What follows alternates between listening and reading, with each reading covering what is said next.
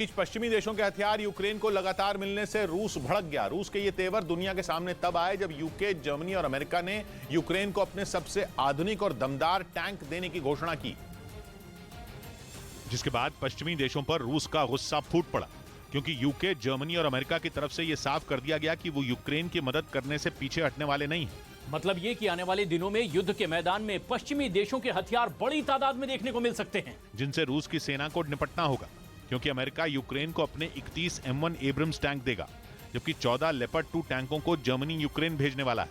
इसी तरह यूके की तरफ से भी 14 चैलेंजर 2 टैंक यूक्रेन भेजे जाएंगे, और ये सभी इन तीनों देशों के सबसे आधुनिक टैंक हैं, जिनके एक के बाद एक यूक्रेन को दिए जाने के ऐलान से रूस भड़क गया और उसने पश्चिमी देशों के इन टैंकों को उड़ाने की धमकी दे डाली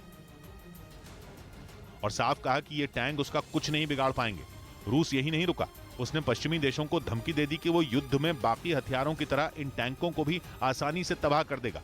इस बीच अमेरिका में रूस के एक राजदूत ने चिंता जाहिर करते हुए कहा कि अमेरिका, यूके और जर्मनी के इस तरह के कदम दुनिया पर मंडरा रहे संकट को और ज्यादा बढ़ा रहे हैं।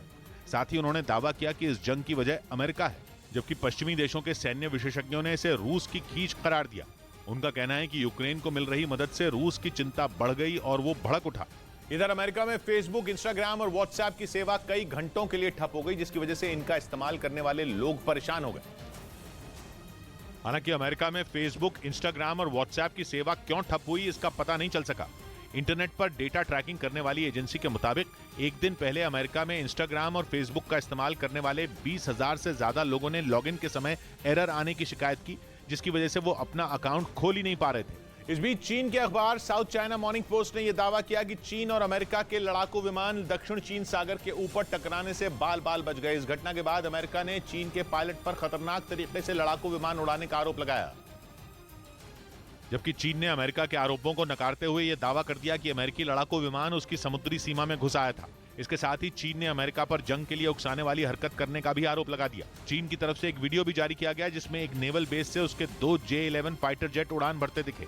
चीन के मुताबिक उसने इन दोनों लड़ाकू विमानों को दक्षिण चीन सागर में मौजूद अमेरिका के जंगी जहाजों पर नजर रखने के लिए भेजा था, जो उसकी समुद्री सीमा में घुसने की ताक में थे, और इसी दौरान उनका सामना अमेरिका के फाइटर जेट से हो गया। चीन का आरोप है कि उसकी समुद्री सीमा के पास पिछले कई दिनों से अमेरिका की सेना मिलिट्री ड्रिल करने में जुटी है, जिसकी वो कई दिनों से निगरानी कर रहा है, और इसी कड़ी में उसने अमेरिका की हरकतों पर नजर बनाए रखने के लिए अपने 2 लड़ाकू विमान उड़ाए थे।